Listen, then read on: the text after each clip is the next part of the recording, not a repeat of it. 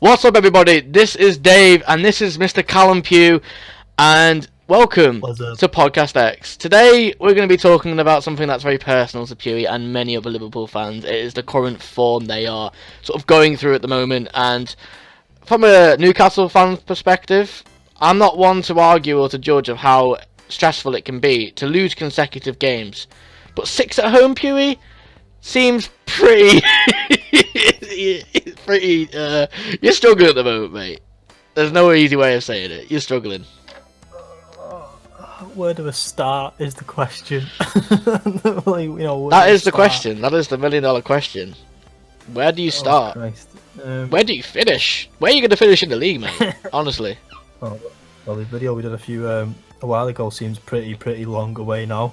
Oh, absolutely. The Premier League table, yeah, them plans went out the window. Well, that's gonna. Oh, yeah, the tier list. Jesus Christ.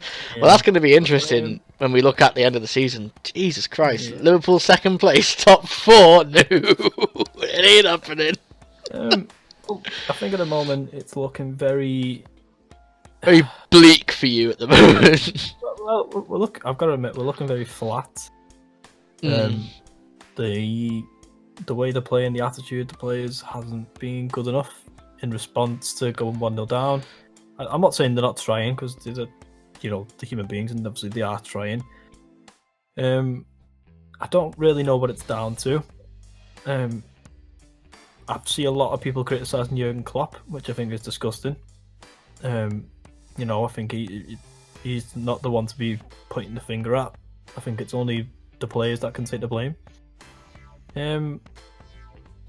But I know the injuries hasn't helped, but you can't blame injuries on such what's happened. We were top at Christmas, so I can't understand it, what's gone on. But the only people who can understand it the most is the players themselves.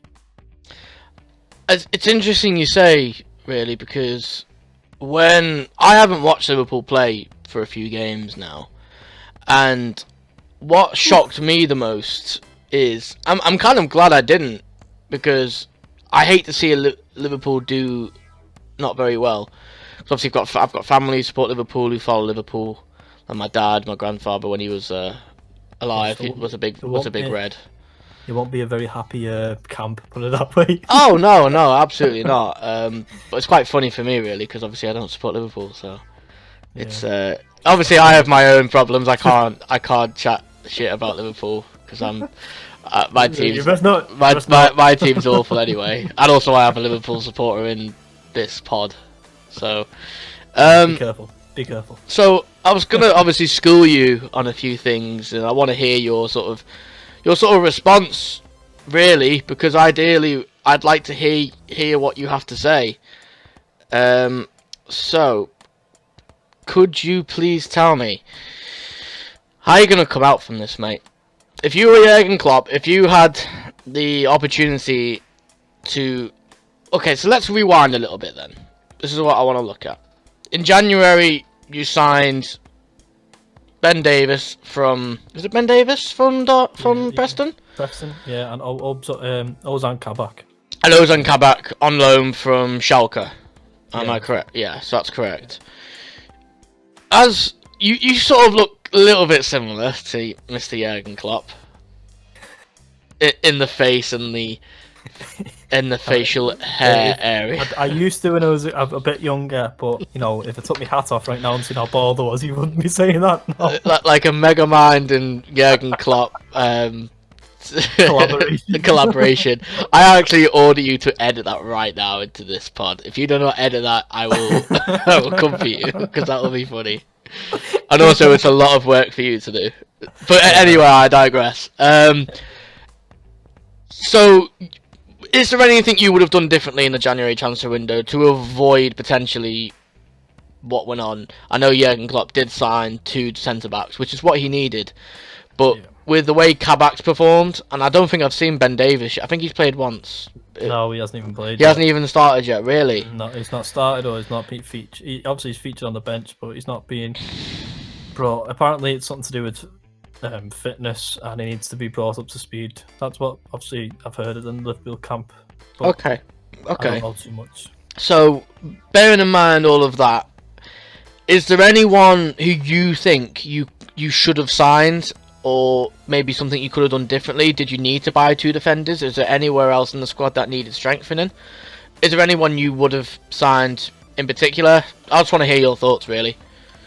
Well, I think it's a bit of a strange subject. But obviously the transfer window. I think really, I'm quite surprised, I must say, about Kabak and is it Davis coming in. I was quite surprised because I haven't seen Liverpool in the January transfer window in a very long time.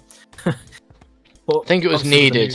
It was needed. Yeah, it was needed. But obviously, with the only reason those 2 players came in was because of Joel Matip being injured for the rest of the season. That is the only reason that the owners, I should say, splashed a bit of cash. But it's not really that much cash when you think about it. You got a loan deal, and obviously, then he bought, I don't know, was it 1.2.5 or 1.5 million, something. God, I don't know, mate. Something very cheap for a player, but for me, it doesn't matter with price.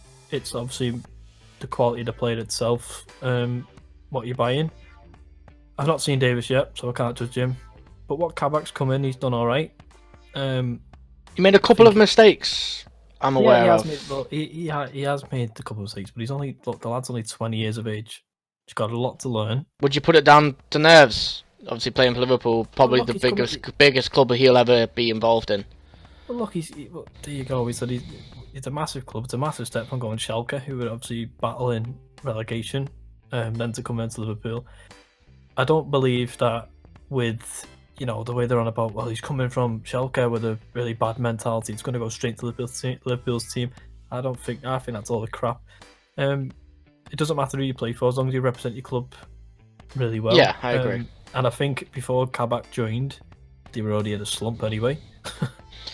Well, you were playing Henderson at centre back with Fabinho, But obviously, yesterday we seen. Obviously, I know that Fabinho come on. He went back into midfield yesterday, which I was happy about to see that. To be honest with you, but I think at the moment it's the way the form's going. I think it's down to the players. It's the reaction of the players. I think. For me, that's what I'm getting more frustrated at. Sadio Mane is like a shadow of what he was last season. Salah showed glimpses, and Bobby Firmino simply not been good enough. It's just the front three haven't been good enough. Do you think, just something quick on Bobby Firmino, do you think it's time to replace him? With all he's accomplished, do you think it's time to replace him? Because I know a lot of people who I know to be Liverpool supporters have called for his head recently, but then he pops up with important goals. yeah, exactly. So me and you both know who one of those culprits are. So. Oh yeah, we do know. Yeah, he wants his head every week on a plate. Of course he does. he wants him out. You know what I mean? I'm just gonna name him Callum Travis. It's all your fault. I mean, if you want to swap him for another Brazilian, mate, I'll be more than happy to. If you want to take Joelinton off our hands and we'll have Firmino, I'd be happy with the Firmino up front. Oh my lord, he would transform us. I think that element comes into. Look, Bobby Firmino is a great forward. He worked hard. So he has been another one who hasn't performed well. But after time with these Liverpool teams, so the last 2-3 years, with Firmino being there, most of Liverpool's goals, Mane's, Salah's, they all come from Bobby Firmino's work rate. Yeah, you look what happens when you take Firmino out of the team, and then you've got Mane and Salah in, and you've got Origi up front.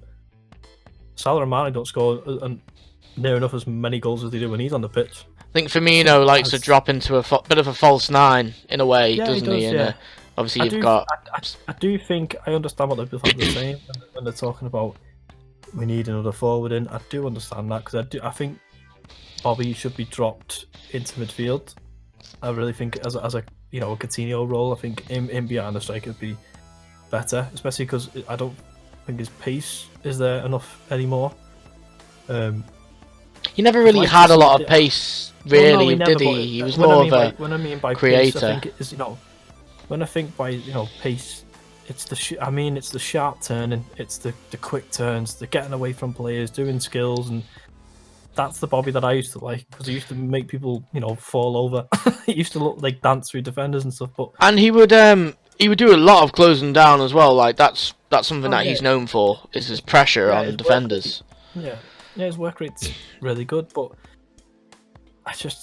lately I think I've been watching Liverpool lately, and I'm watching the way they're playing, the way they're crossing the ball a lot. They're putting the ball into the box and nobody's there. A player I'd like to see come in, which I think would be, I don't think it will ever happen, because I don't think the owners will spend a lot of money, to be honest with you. If you're going to say Mbappe, I'm going to strangle you. No, I said I don't. I think you'll be very surprised by my selection who I would like to see come in. I'd like the lad from Borussia Dortmund to come in, Haaland.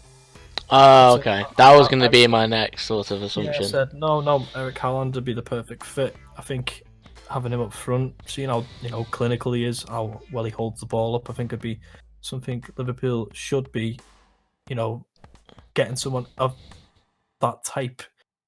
Because, if you're putting balls in, he crosses, especially with Robertson and Trent Alexander-Arnold, some of the crossing they do is fantastic.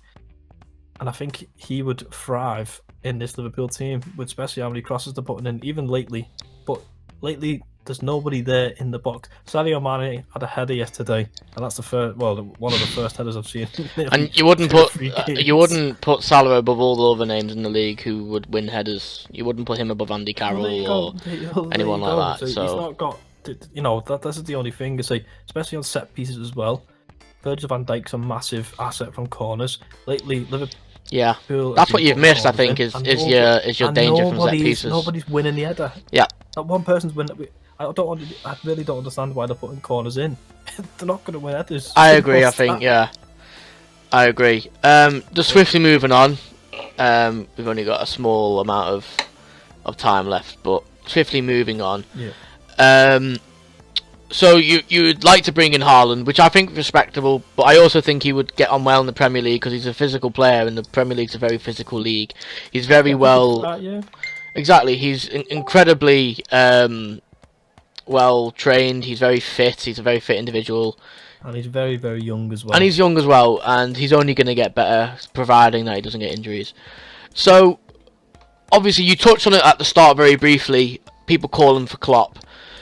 On another note, another side of things, do you think a change in the lineup, i.e., you touched on it very briefly, perhaps replacing your front three completely, do you think something like that will change the way you play, or is it a case of you're in a bit of poor form, you just need to come out the other side of it and maybe bring in a new forward, like you touched on earlier? Well, I think that at the moment everyone's sort of at panic stations. I think a lot of people are over exaggerating that, what's going on. Obviously, look, I understand they were champions last year, and obviously they won the league like hands down comfortably. This season's been a shadow of that. I do think it's just form is temporary, class is permanent. So I think, look, for all we know, this team, obviously, I understand the frustration of the league. This team could go out and win the Champions League, and then every single person would be going, "Oh my God, I wasn't expecting that." For me, I'd be absolutely buzzing for them. I'd be buzzing if they did that. Do you believe you can win a Champions League though? Honestly, without being biased towards your club, do you think you can win Champions League? Myself, I believe it depends on how fast Virgil van Dijk comes back to this Liverpool team. I think if he comes back towards the end of the season, depending if he's the same player, because obviously it takes time to come back straight away. If Virgil van Dijk comes back, I think they'll be serious contenders to go on to win the Champions League. I do believe that, but if he doesn't come back, then I don't think they will. But I just think with the training montages I've seen of Virgil van Dijk, and I think he could be. Myself just believes he could be back sooner rather than later. Yeah. So I think they could, but it just depends on if. For me, I know they say players. You don't need one player to make a team. But I think he made quite the impact, didn't he? Straight away, yeah, he did when he signed. But I think if he comes back, I think you'll see the the confidence going back up, the leadership back. I agree. I think you're right. Yeah. Let's just see what happens. But that's my hope anyway. But I'm a bit 50-50 with it at the moment. That's fair enough. Quick one just to finish off. Klopp, go or stay? Quickly.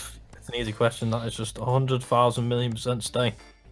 Why? Why do you think he should stay? Because if he was at any other club in the league, mate, he would have been sacked by now. Well, yeah, but look, right? Look at this. I see a few Liverpool fans calling for him to be out already. They're not Liverpool fans, in my opinion. Who are you going to bring? You tell me now. Who would Liverpool bring in at this moment in time to change anything?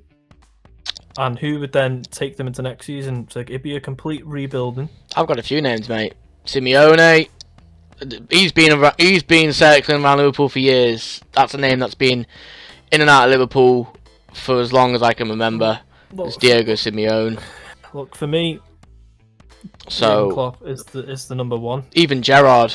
I think inevitably he will be the Liverpool manager. Yeah, in a few years' time. Yeah, he will definitely. He will probably succeed Klopp. I don't see any other successor than Gerrard. I can see that, but for me, look. I mean, at least he's won a trophy. At least he's won a league title. Yeah, you know what I mean. Yeah. So, credit to him and Rangers. Anyone who thinks Klopp should be out now, in my opinion, is just either, not to sound horrible, plain stupid, or you've got to back him. You've got to back him. I've seen a quote from Gary Neville today. Of course you have. And Gary Neville said, obviously, if Liverpool sacked Jurgen Klopp now, they deeply regret it. Well, I think they would. I think they would, yeah. So, we've come to the end of this little sort of pod today. So, obviously, we got your opinion on whether Klopp should stay or go. Is there anything you would have changed in January or leading up to the end of the season? Just one more thing before we go. A little bit of a prediction. Where are you going to finish in the league? I want a complete unbiased guess as to where you're going to finish. I'm gonna say 7th. Ooh, bit harsh. Do you know what? I think you'll finish in top 4. Personally, 4th, third at a push, because like you say, you got Virgil, and if you've got 10 games remaining, if he comes back for at least half of those, that's potentially 15 points. So you never know. I hope he gets to Europe, though. It all depends on the teams, but I think for me, if anything, the outcome that I think would surprise me the most, which I've seen a lot of people in the bookies putting this bet on, Everton to get top 4 and Liverpool to win the Champions League, just to stop them getting in the Champions League. Oh, you never know. You never know. The season's so unpredictable, mate. It could happen. So unpredictable. It made me laugh, but as it would make me to see Liverpool finish lower than Everton. Oh yeah, but then if in hindsight, if they did win the Champions League and Everton never got in, I think a few Evertonians will be sending me death threats. Oh, maybe they might do. So thank you for joining me, Pewey. It's been a real pleasure, and we'll be back for another pod soon. And if you have tuned in, thank you for tuning in, and we'll see you guys in the next pod. Take care. See you soon.